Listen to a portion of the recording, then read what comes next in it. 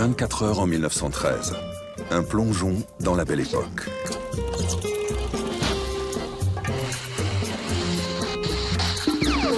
Accélération. Les automobiles arborent un design, les passagers un look. Révolution. La taille des femmes se libère, le féminisme est en marche. Évasion. La jet-set en pince pour les bains de mer. Le maillot fait des prouesses. Inspiration. Le cinéma fascine les foules. Pulsion. Les avions s'élancent, les paquebots prennent le large. Passion. Les hommes se battent en duel, le tango fait des ravages. Immersion. 24 heures en 1913. Le pont Mirabeau coule la Seine. Ainsi que oui, les belles photos et les gorges pleines, alphabétiques. Les actes de protestation interprétés par Aristide Bruand. Encore une bouteille que les Prussiens n'auront pas actuellement.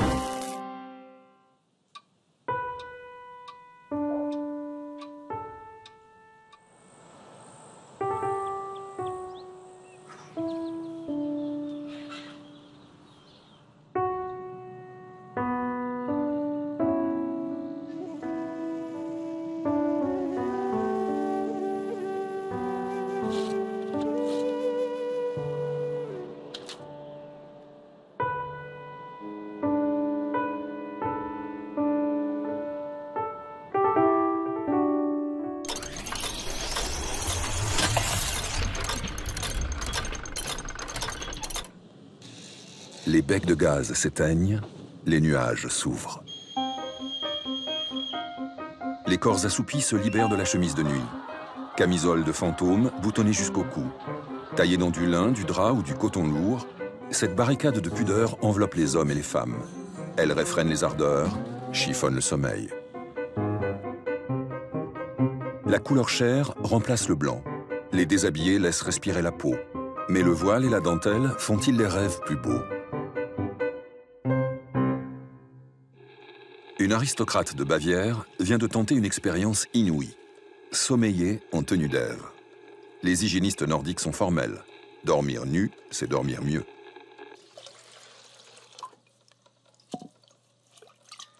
Eau des champs, eau des villes. Partout, l'eau est rare. Et comme la morale fait la guerre à la nudité, on ne lave que ce qui se voit. Les mots hygiène et propreté poussent la porte des établissements scolaires.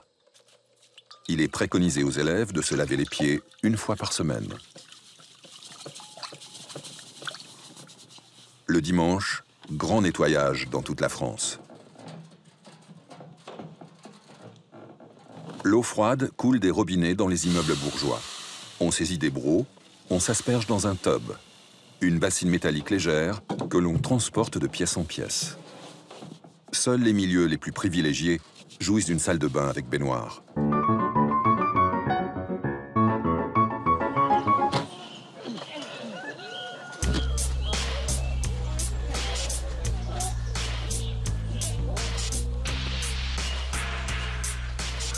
Sur la table des paysans et des ouvriers trône l'aliment roi, le pain. On trempe à chaque repas des tranches dans de la chicorée, du bouillon de légumes ou encore dans du vin. Une famille populaire française avec 2 enfants consomme 2 kilos de pain par jour. L'expression « gagner son pain » prend tout son sens. Car le budget alimentaire dévore les 3/4 du budget du ménage.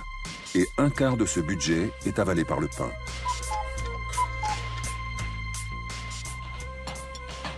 Une femme du monde succombe à son péché mignon. Adoucir l'amertume de son café par un nuage de lait. Une coutume qui vient d'Amérique, comme Theodore Haviland.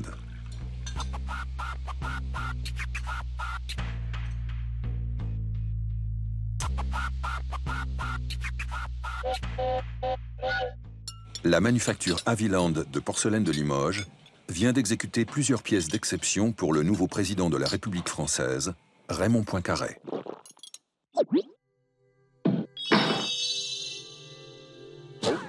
Les nutritionnistes anglais sonnent l'alarme. La moitié des ouvriers et des enfants britanniques part au travail et à l'école le ventre vide. Depuis 1912, la France vante les mérites d'une boisson exotique découverte par un explorateur dans la jungle du Nicaragua. Sa recette miracle nutritive, un mélange de farine, de céréales, de sucre, de bananes et de cacao.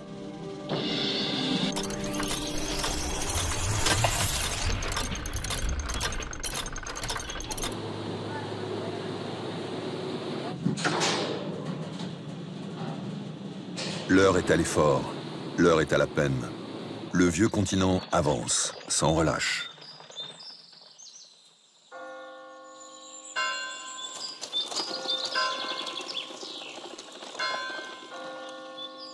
Les enfants adoptent la même foulée pour aller à l'école. Les citadins battent le pavé des rues en godillots à lacets ou en souliers vernis à boutons pour les privilégiés. Dans les campagnes, les petits paysans arpentent les chemins de terre en sabots pendant des kilomètres. Attention de ne pas oublier la gamelle que les gamins feront chauffer à midi sur le poêle de la classe. Dans les mégalopoles, les omnibus et les tramways, tirés par des chevaux, sont hors de prix et rivalisent de lenteur. Pour être certain d'arriver à l'heure au travail, il ne faut faire confiance qu'à ses pieds.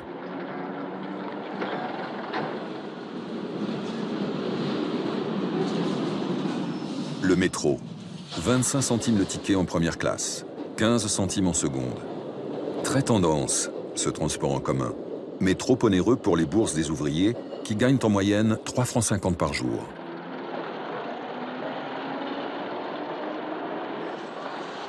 Ceux qui ne peuvent pas l'emprunter se contentent d'admirer les entrées de style Art Nouveau dessinées par l'architecte Hector Guimard. Les Parisiens les appellent les libellules.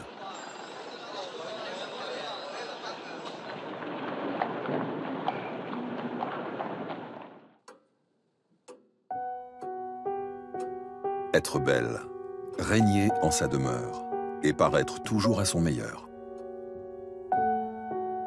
Le mascara moderne, un nouveau produit cosmétique venu d'Amérique, apporte au regard la profondeur qui sied à une maîtresse de maison. Le chimiste Thorne Williams l'a créé pour sa sœur Mabel, dont les cils et les sourcils ont brûlé dans un incendie.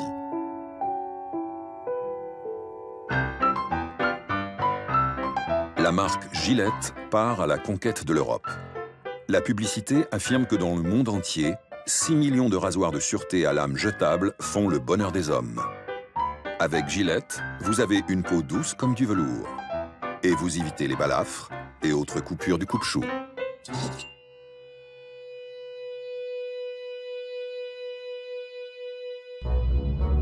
Le temps fait son œuvre et des fils blancs parsèment les plus belles chevelures. Qu'à cela ne tienne, toutes les élégantes se pâment pour une teinture qui vient de sortir. L'Oréal. Un produit inoffensif pour le cuir chevelu, mis au point par Eugène Schuller. Le jeune chimiste alsacien a baptisé sa formule L'Oréal, en référence à la coiffure en auréole exposée dans tous les magazines.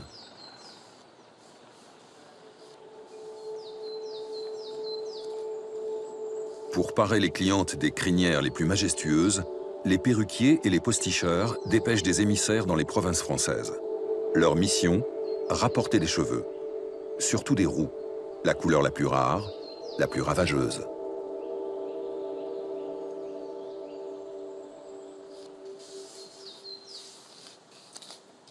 Le cheveu exacerbe tant le désir masculin que des coupeurs de mèches sévissent dans les lieux publics. Armés de grands ciseaux, ils s'attaquent à la tête des dames et se carapatent avec leur butin capillaire.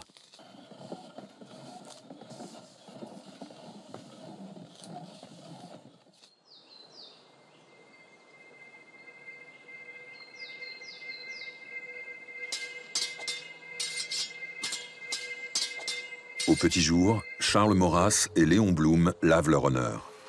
Ce rituel à l'épée ou au pistolet sévit encore chez les intellectuels. Dans un duel de plaisance, les adversaires bottent en touche, tirent à blanc, mais ne se tuent pas. Plus rare, dans un duel à outrance, ils conviennent d'un combat à mort.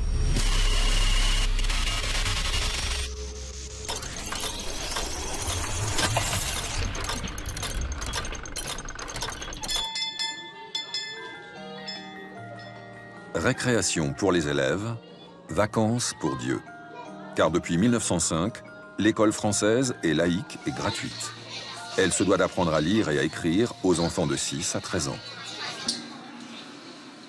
Si les établissements privés divisent les garçons et les filles, l'école de Jules Ferry mélange les sexes, entasse les petits et les grands en blouse grise dans des classes bondées.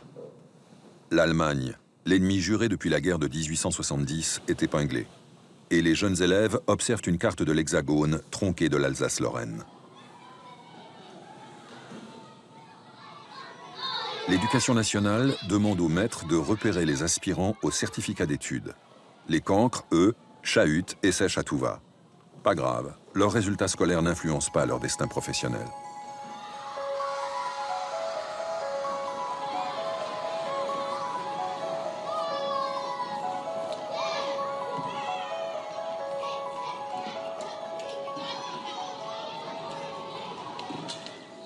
Souvent, les enfants des paysans délaissent les études pour aider à la maison. Dans le monde rural, le mot « maison » signifie terre, où plus de 40% des Français vivent des produits de leur exploitation.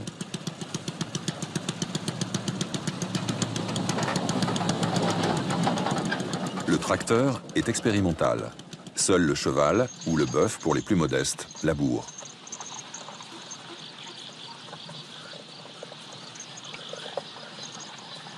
De l'aube à la tombée de la nuit, le travail agricole est harassant.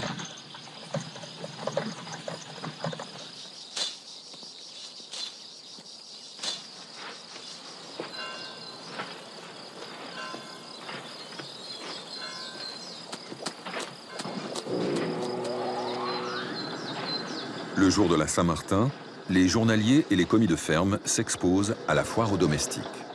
Les agriculteurs les embauchent à la journée. Les plus robustes ont de la chance, ils sont engagés à l'année.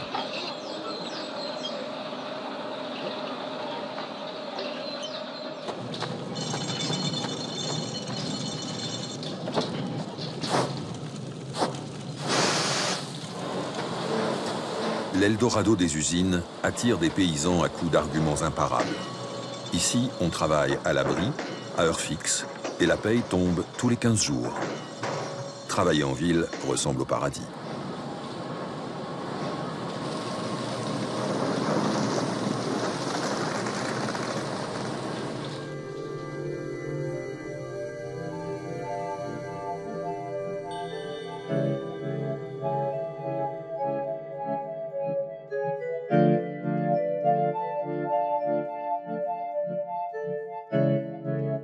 Dessous chic, dessous choc. La femme S se tient droite comme un I. La femme S, c'est la femme sablier qui ambitionne d'avoir la taille si fine que les deux mains de son homme peuvent en faire le tour. Le corset déforme, traumatise le corps, de l'adolescence à la vieillesse et même pendant la grossesse. C'est aussi la femme oignon, tant les couches de lingerie s'accumulent telles des pelures autour de son corps. Jean Cocteau, le jeune poète, écrit « Déshabiller une de ces créatures est une entreprise qu'il faut prévoir à l'avance comme un déménagement. »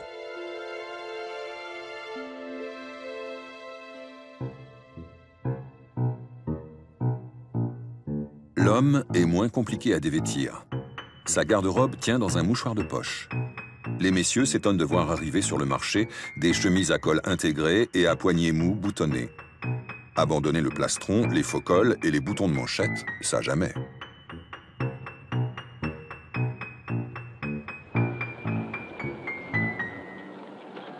Complet du jour, habit du soir. Le blanc et noir. Austérité plus radicalité égale virilité.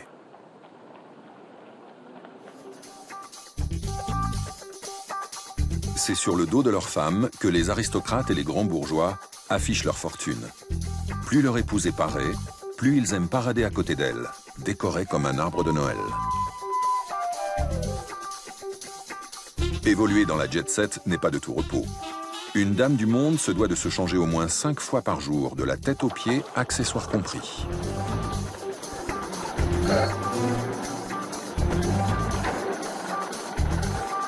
Le matin, l'élégante doit paraître là où il faut être vue.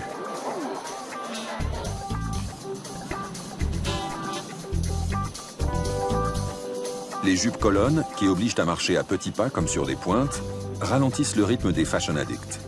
Les promeneuses deviennent ainsi des trottinettes.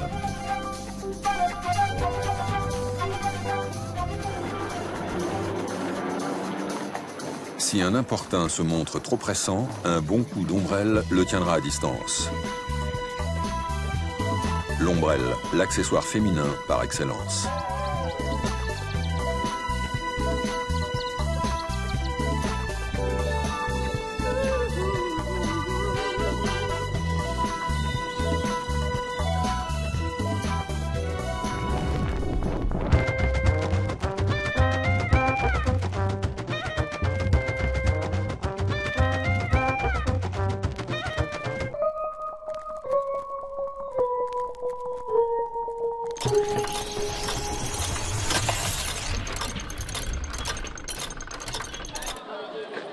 À l'heure du déjeuner, quelle que soit leur distinction, l'estomac rappelle à l'ordre tous les hommes.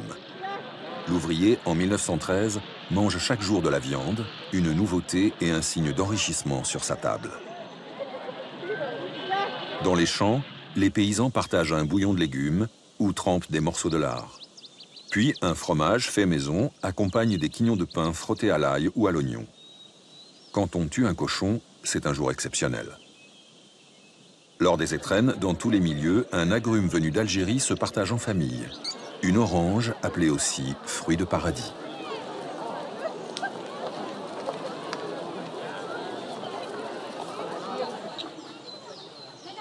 Une famille populaire, avec 2 enfants, consomme quotidiennement 300 grammes de légumes, 50 grammes de beurre et 2 litres de vin que tous les membres boivent sans exception.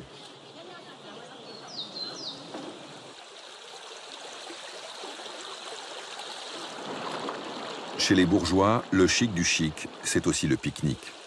Les magasins raffinés vendent des paniers niniches, avec tout l'attirail pour se restaurer.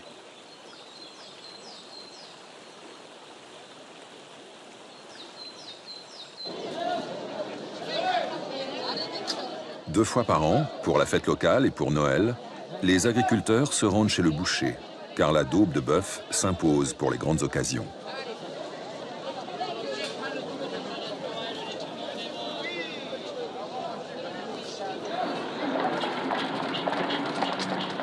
L'hippomobile recule, l'automobile gagne du terrain. Elle rétrécit les distances. Pas besoin de permis comme à la chasse, mais juste un certificat de capacité pour conduire les véhicules à moteur.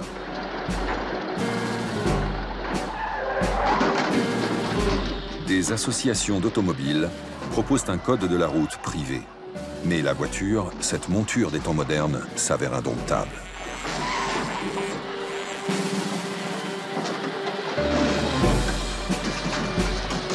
Le préfet de police de Paris tire le signal d'alarme. Les engins sont trop bruyants et causent plusieurs décès par jour.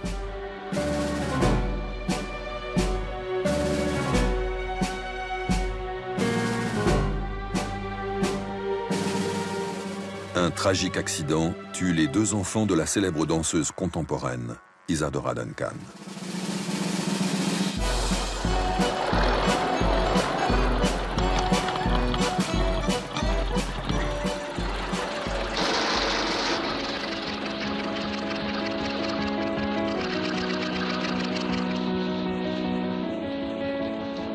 Pour les aventurières des décapotables, la maison de cosmétiques Détail crée le Baume Automobile, une lotion hydratante qui combat la sécheresse de l'épiderme due au fouet de l'air sur le visage.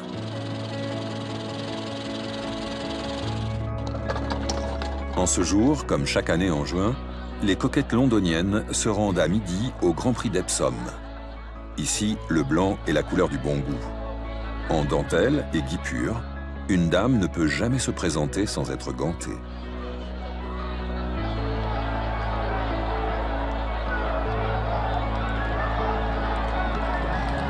La suffragette Emily Davison se précipite sur la piste, se jette sous les sabots du cheval aux couleurs du roi George V.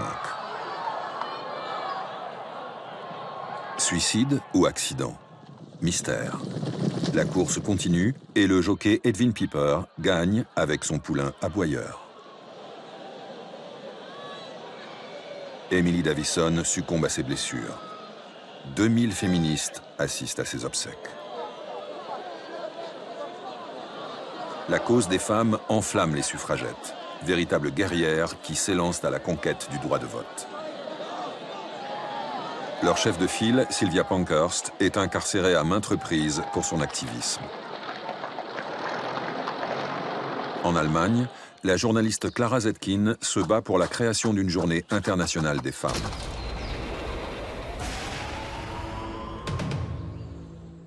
« 1913 sera féministe ou ne sera pas. »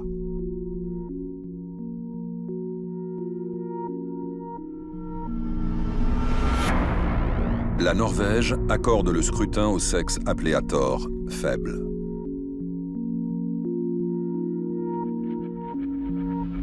En France, Madeleine Pelletier, psychiatre en faveur de la libération sexuelle, publie Le droit à l'avortement.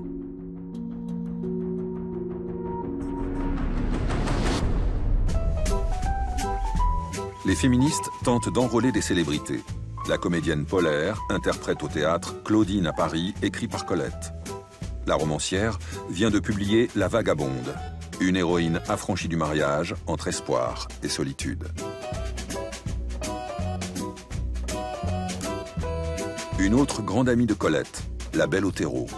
Courtisane, danseuse et chanteuse, elle fait tomber les cœurs des rois d'Angleterre et de Belgique.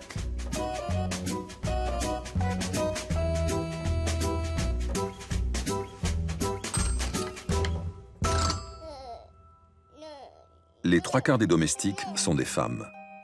Au sommet de la hiérarchie des grandes maisons, la nourrice, dont dépend l'avenir de la progéniture, gagne le plus fort salaire. 4 francs par jour, soit plus qu'un instituteur.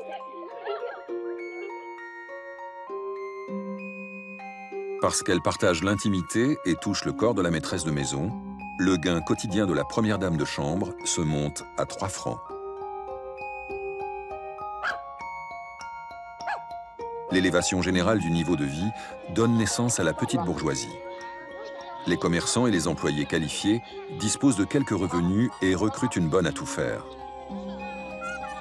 Elles sont sélectionnées par des bureaux de placement. Si l'agence leur trouve un poste, les domestiques s'engagent à lui remettre 3% de leur salaire d'une année.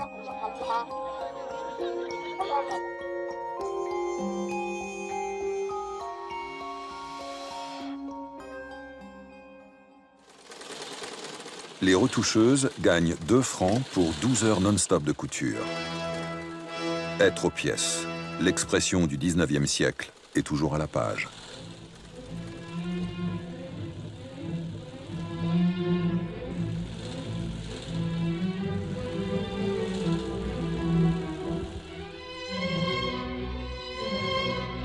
Avoir une clientèle bourgeoise attitrée permet de rembourser le crédit de la machine à coudre. À chaque saison, une femme de la classe moyenne confie l'exécution de ses nouvelles tenues à une couturière.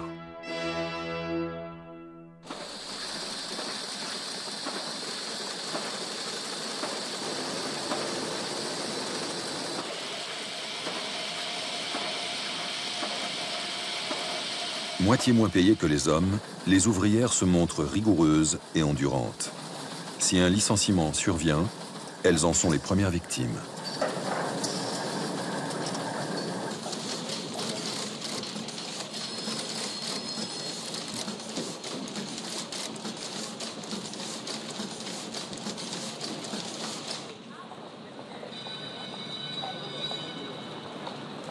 Dans toutes les classes sociales, le linge est un bien qui pèse son poids.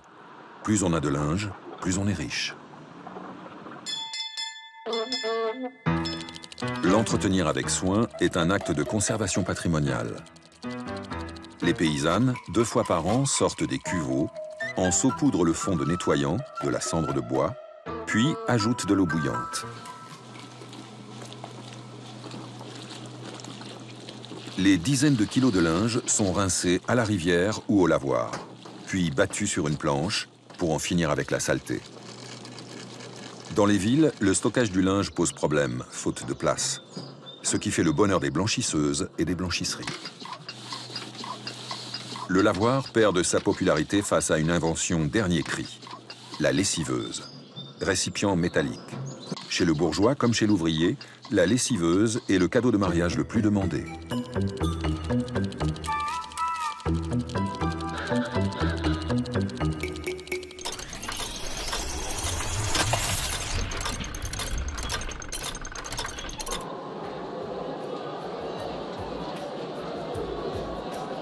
La consommation érige ses cathédrales, les grands magasins.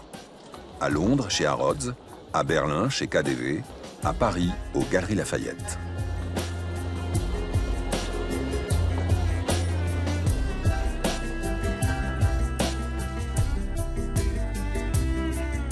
Les Galeries Lafayette innovent. Les créations s'inspirent des modèles des grands stylistes et sont présentées dans des salons à la façon des maisons de haute couture. Si les vendeuses des grands magasins ne doivent pas être trop jolies pour ne pas piquer la jalousie des élégantes, le tout nouveau métier de mannequin de mode a pour objectif de flatter les articles par son allure, son sourire.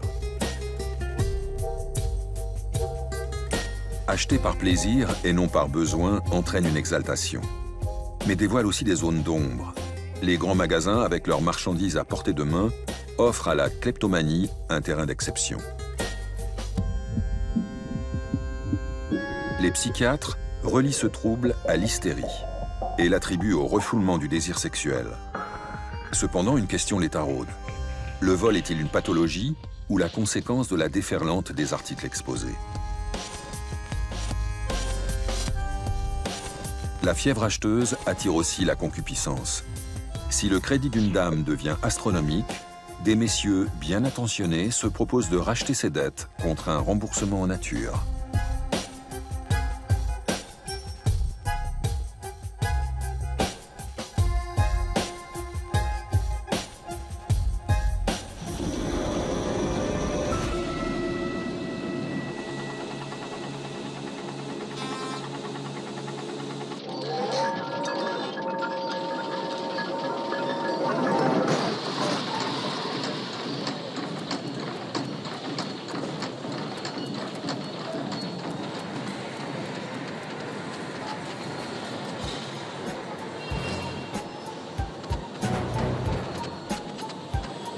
Pour accroître sa production, l'industriel américain Henry Ford fait appel à l'ingénieur Frederick Winslow Taylor, l'inventeur de l'organisation scientifique du travail. Cette méthode chronométrée accélère le temps de montage. L'assemblage d'un châssis passe de 12 heures à 2h40.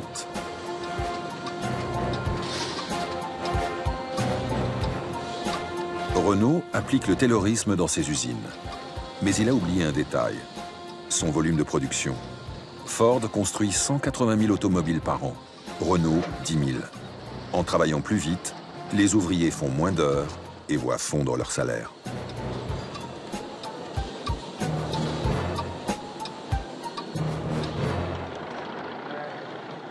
Voilà bientôt 40 jours que 4000 employés de chez Renault font la grève du chronométrage.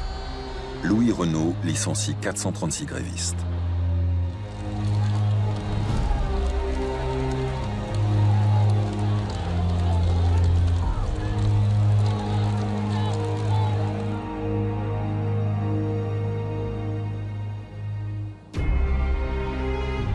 L'Hexagone compte un seul syndicat, la CGT, avec 700 000 syndiqués. Loin derrière l'Allemagne avec ses 2 500 000 militants. Dans Grève, il y a Rêve. Utopie ouvrière d'un quotidien moins rude et plus équitable.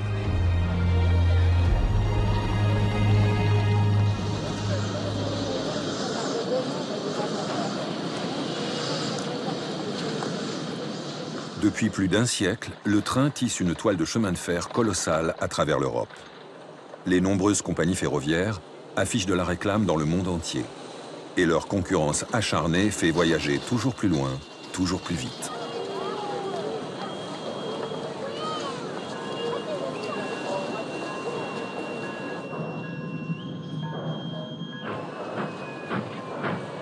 Derrière la locomotive à vapeur, des wagons multicolores indiquent les différents trains de vie des voyageurs. Grenat pour les voitures de première classe, jaune pour les secondes, vert pour les troisièmes.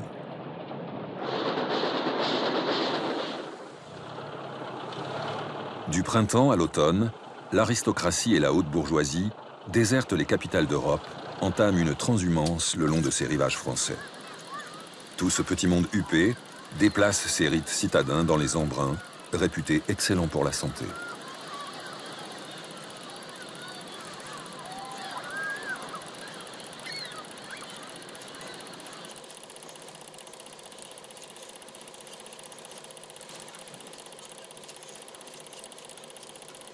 Le costume de bain devient un seul vêtement d'une pièce.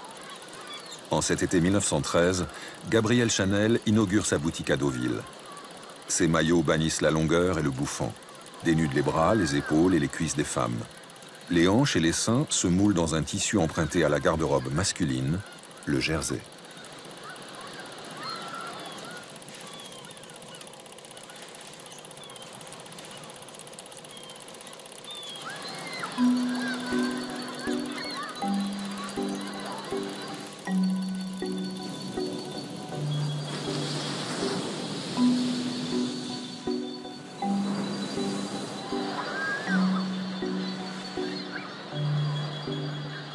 Non loin de là, séjourne au Grand Hôtel de Cabourg un homme au teint cireux, à la moustache brune. Marcel Proust, à 40 ans, publie à compte d'auteur le premier tome de La Recherche du temps perdu aux éditions Grasset.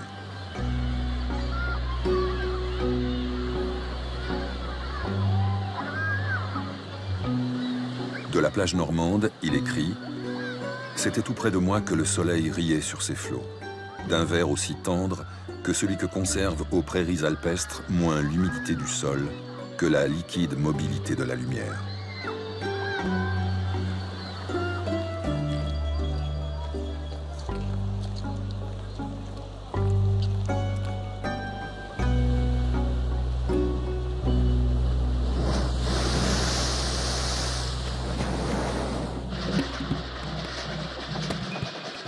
La Côte d'Azur attire les grandes fortunes de la planète. Elles envahissent Monaco, Cannes et Nice, surnommée la capitale de l'hiver.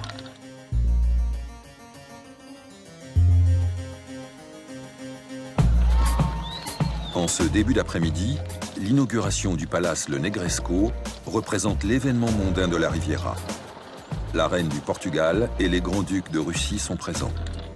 Les établissements de jeu engouffrent des sommes folles.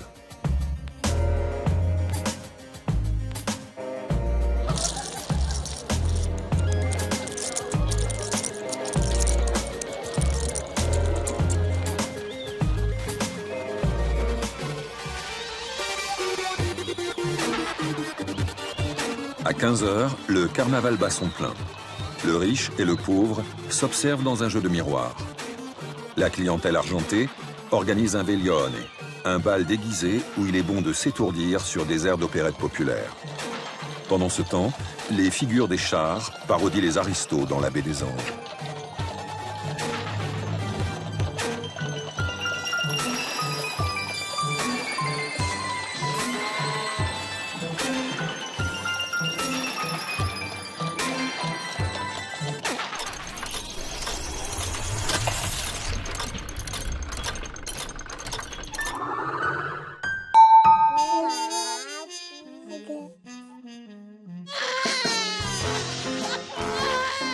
Il est né le sublime enfant. Dans toutes les couches sociales, l'arrivée d'un bébé est synonyme de bénédiction. Quand un nourrisson pointe le bout de son nez, il croule sous une pluie de cadeaux.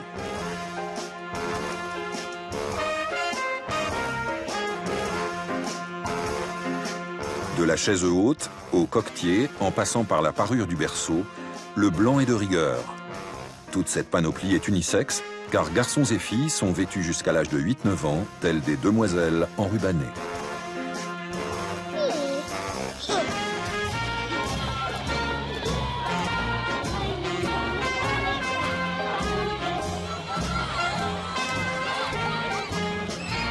Une fois que le 4 heures est englouti, on se défoule au jeu. Le meilleur ne doit pas se contenter de pousser son cerceau en ligne droite. Il doit lui faire décrire des méandres. Les plus privilégiés sont abonnés à des hebdomadaires pour la jeunesse. Pour lui, les patents.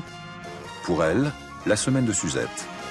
À chaque abonnement, le magazine offre une poupée bleuette avec sa tête en biscuit et son regard fixe, Iris.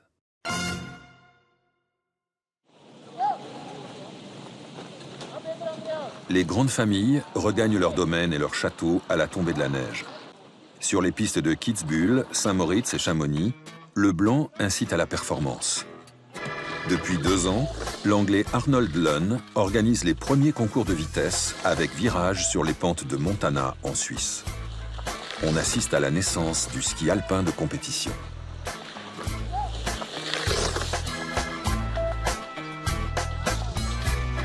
En Allemagne et en Angleterre, le gel transforme le Rhin et la Tamise en patinoire.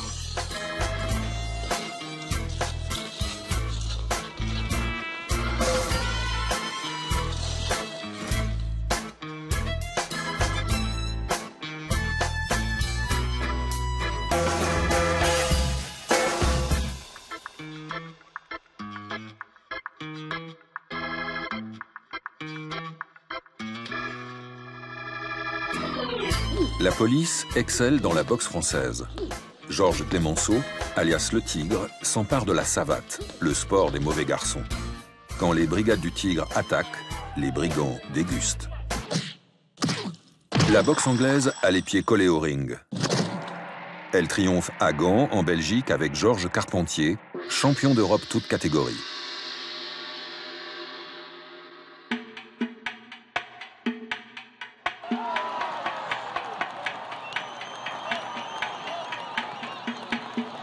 Le foot et le rugby gagnent l'Europe. Venus des collèges d'Oxford et de Cambridge, ces sports sont dédaignés par l'aristocratie allemande. La noblesse reste à cheval sur les traditions et ne jure que par l'équitation. Pour les ouvriers germaniques, le ballon fait trop bourgeois.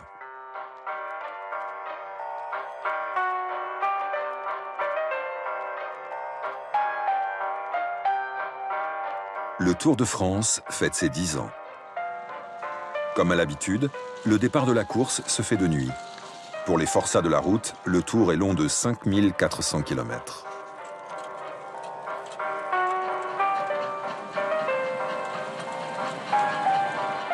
Certains concurrents prennent le train pour gagner du temps. D'autres boivent de mystérieux petits bidons qui décuplent leur force. Et des clous de tapissier sont jetés sur la route pour faire chuter l'équipe adverse.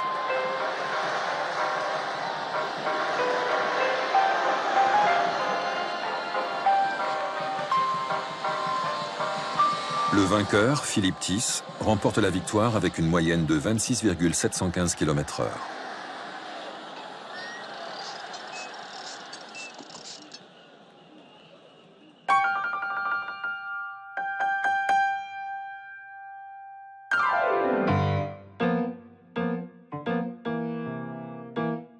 Avoir son jour, tenir salon est affaire de réputation.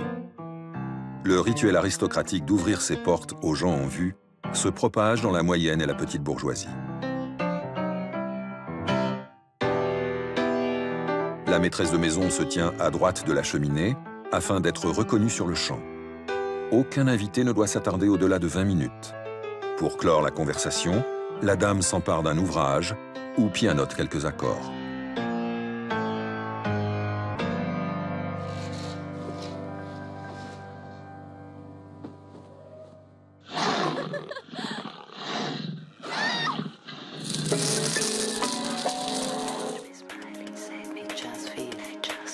Paul Poiret, monstre sacré du marketing.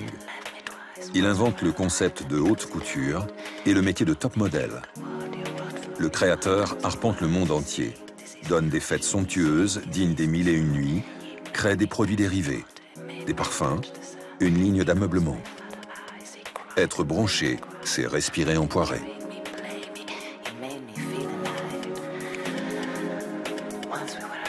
Ce précurseur prône la minceur, dénude les chevilles, s'inspire de la mode empire, hausse la taille dans des gaines souples, souligne les seins. L'idéal de Poiret est oriental, mi-Scheherazade, mi-geisha.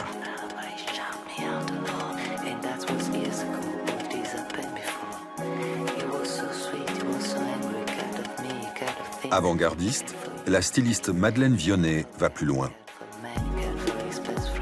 Elle fait sauter tous les corsets et libère la respiration de la femme. Apprentie couturière dès l'âge de 12 ans, Vionnet vient d'ouvrir sa maison de couture. Le tout Paris s'extasie.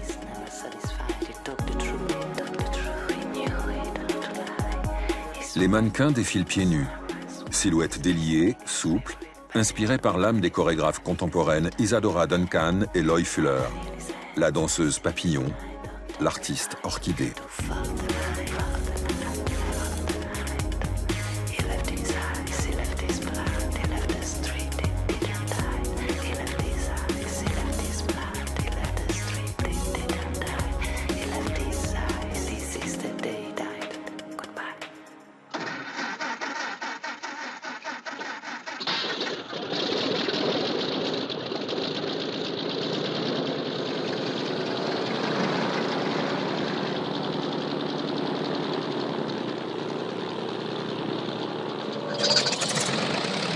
Les aviateurs éblouissent le ciel, pulvérisent les records.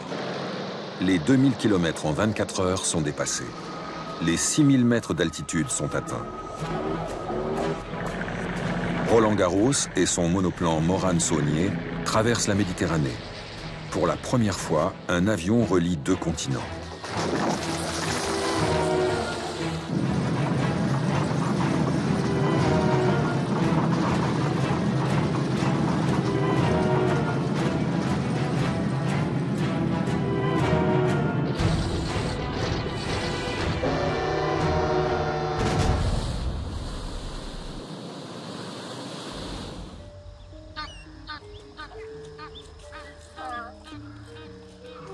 Le monde à portée de main inspire les plumes.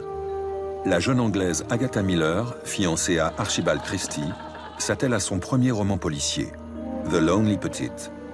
L'intrigue se passe au Caire. L'archéologue et romancier français Victor Ségalen, installé à Pékin, publie Stèle, un recueil de poèmes à thème chinois.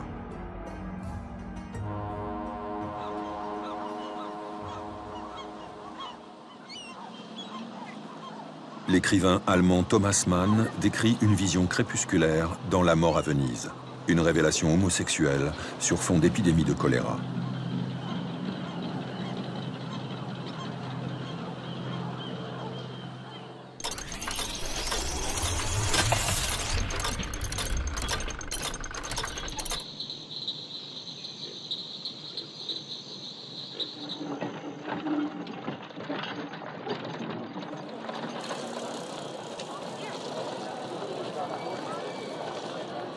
Au coucher du soleil, le travail cesse.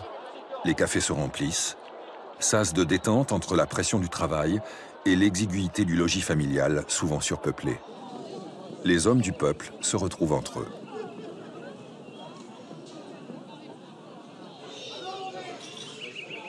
Le bar, au village, joue le rôle d'épicerie. Les jours de foire et de marché, c'est là que les affaires se concluent. Les villes d'importance abritent 1 ou 2 grands cafés. Endroits stylés, avec clientèle VIP à majorité masculine. Ici, les habitués jouissent d'une table attitrée. Tous ces messieurs s'adonnent aux jeux de société avec en main les meilleurs atouts, des cartes de visite.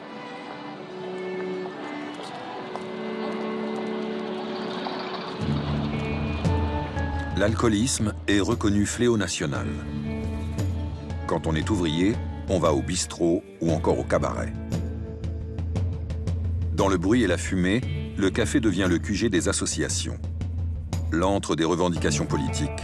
On chante en chorale, on rit et on boit. Beaucoup.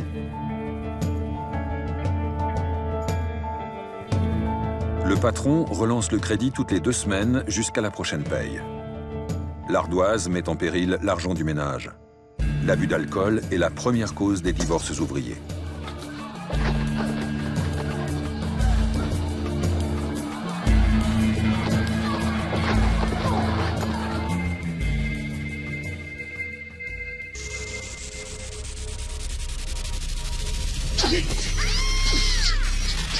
L'Apache a 3 fléaux, le travail, le flic et le bourgeois.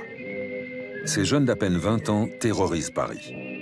Les garçons portent beau, Souliers cirés, foulard rouge sang et casquette arrogante. Les filles ont une taille étranglée au maximum pour aguicher les voyous. En prison, une apage de 15 ans écrit « Je suis une môme de Saint-Ouen. Le ballon est un honneur pour les gonzesses qui ont du cœur. »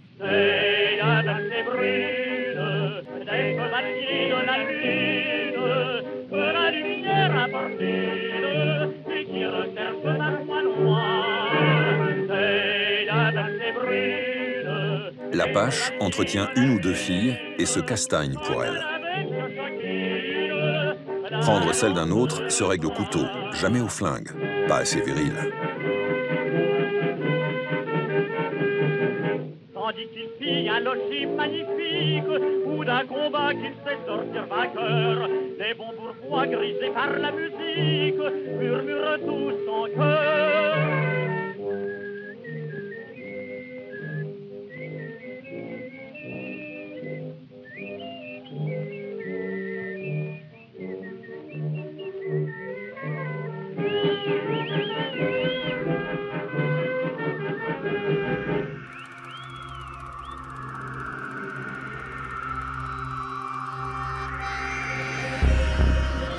À 1 franc la place, le cinéma propose le même rêve pour le fortuné que pour le modeste. Un spectacle populaire, qualifié d'étrange familier par le psychanalyste viennois Sigmund Freud. 4000 films sont produits cette année. Les États-Unis et la France se partagent à part égale plus de 70% du marché.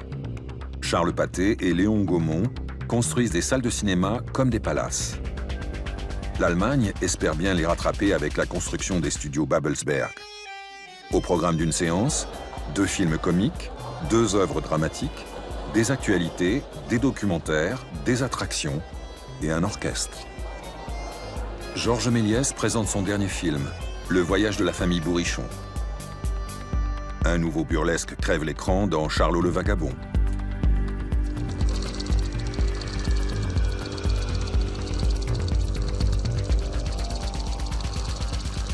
Quand le méchant apparaît à l'écran, le public hurle. Attention à ne pas louper les sorties, le programme disparaît de l'affiche au bout d'1 semaine.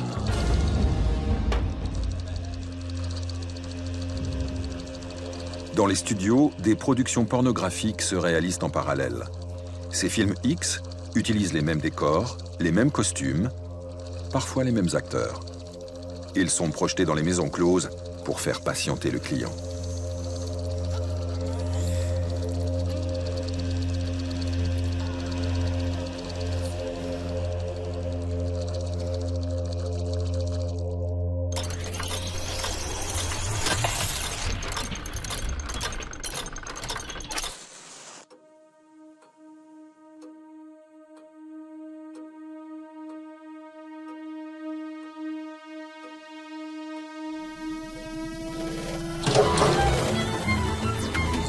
Le gaz ou le pétrole peinent à éclairer les intérieurs. L'électricité gagne de plus en plus les foyers et donne du jus aux rapports humains. Le personnel féminin des centraux téléphoniques répond au joli nom de demoiselles des téléphones. Célibataires, leur éducation, leur morale doivent être irréprochables. Leur disponibilité et leur discrétion acquises. Si l'une des demoiselles se marie, elle perd son emploi.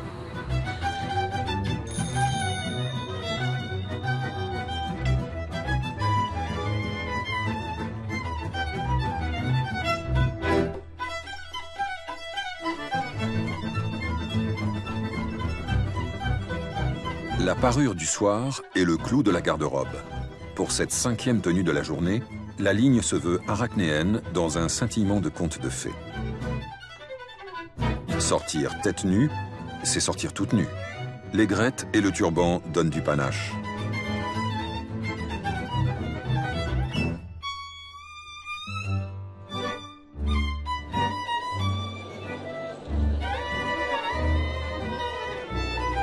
Les théâtres, les cinémas, les fêtes foraines s'insurgent.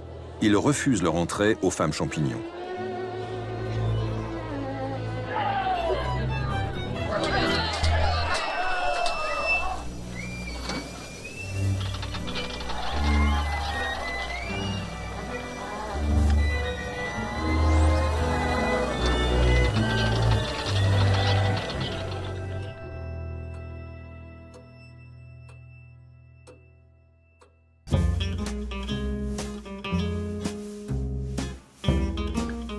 Qui dîne dort, qui soupe fait la fête.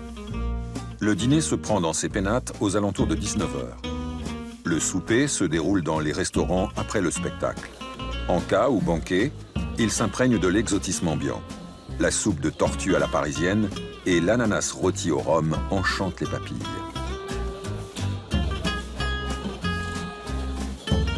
Pas question de mettre sur la table un autre vin que le champagne.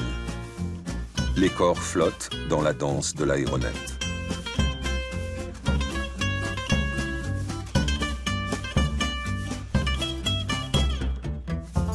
Un virus arrivé d'Amérique du Sud enfièvre l'Europe. Berlin, Vienne, Londres, Paris et la chanteuse Mistinguett se toquent, se gavent, se saoulent de tango.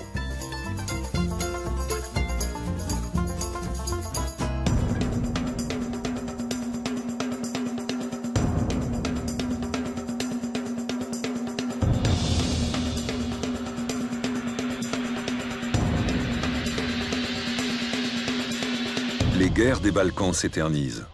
L'Europe vacille.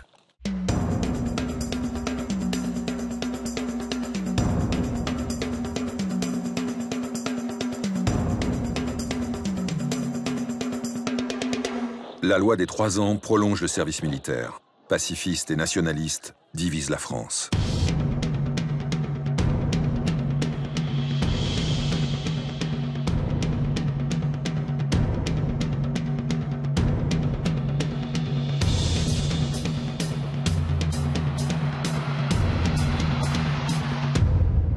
Le nationaliste serbe Gavrilo Princip assassine l'héritier de l'Empire austro-hongrois, l'archiduc François Ferdinand. L'Europe bascule.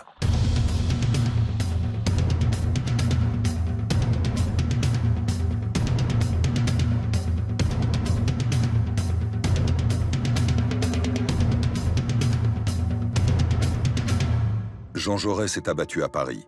La gauche rejoint l'Union sacrée. La nation tout entière se prépare au combat.